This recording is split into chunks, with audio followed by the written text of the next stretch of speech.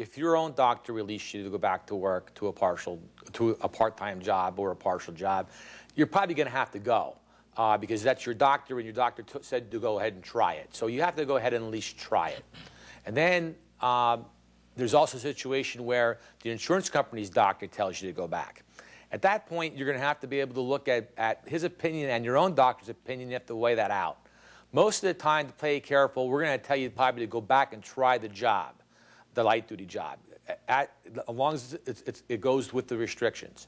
If for some reason, if for some reason it doesn't work, where that you go back to work and you feel the pain or you can't do it, well, then we tell you to tell your employer right away and go right back to your doctor and tell your doctor, hey, I tried it, I couldn't do it. But at least you made a good faith effort to the judge, because when the judge looks at it, he's going to say, did you make a good faith effort in trying this job?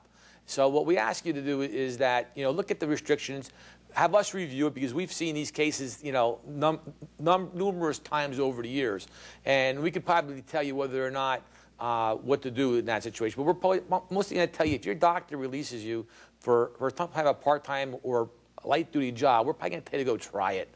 Not that you have to take it, and stay there forever if you're still injured. But we're going to ask you to at least try it, and if you're hurt, go back to your doctor. Now, the thing is that if you do take the job, you're also entitled at that point to a partial workers' compensation benefit if you're not making the same salary as you were prior to your injury. So you do get compensated up into the injury. But the problem, though, is that partial benefit only lasts for 10 years. So there's a limit on that you can be on a partial workers' compensation benefit. Now, there's also a problem, not a problem, but it's a complication with your union member. Because if you're a union member and your employer sends you to a non-union job, there's some case law out there that says that you might not have to take that job if you're going to lose union benefits. And we've had those cases. I've tried those cases before. And I've actually won a case along that same issue that stated that if you were to lose union benefits, you're not required to take a non-union job. So it depends on if you're union or non-union. It depends on whether or not you're working shift hours or regular hours. Now, shift hours, they might send you back to a third shift job, and you were normally working first shift. Well, under the Workers' Compensation Act, you have to take the third shift. You can't turn down employment just because of the hours. The only time you can turn it down is because if you possibly can't do it physically.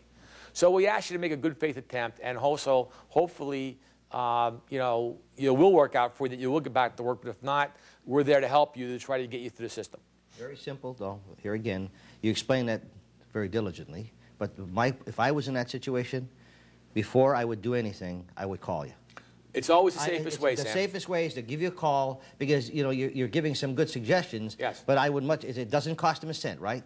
Doesn't cost you anything. Just give them a call. Like I said, all our fee agreements are based on the fact that we don't get paid unless we go to court. So all that advice in the beginning it is basically free. Well, it's critical too, because I have another question here for Mike. What if my workman's compensation insurance carrier tells me that they have located a job for me, but with a different employee? Okay, with a different employee, do I have to take it?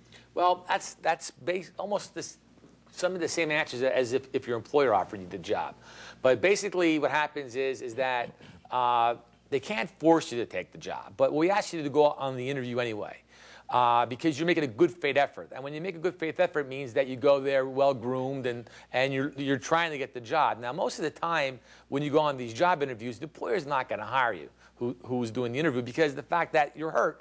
And they don't want you to get hurt in their job, too. But the important thing is to make a good faith effort and try to take the job.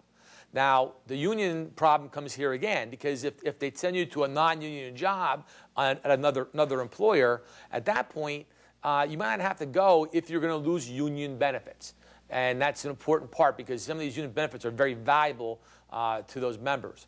And what we say is that when you need a lawyer to look at your union contract and see whether or not you're going to lose those benefits before you make a decision on that. And again, the part about the shift hours comes into play. You can't turn a job down because of if it's working third shift and you used to work on first shift.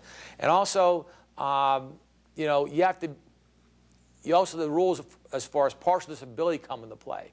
As far as that, if you do take the job, and let's say it's a night clerk at a motel or whatever, they do have to make up your compensation to bring you whole again. So if you do get a small wage, they have to bring you up to what your comp rate was, at the time of your injury.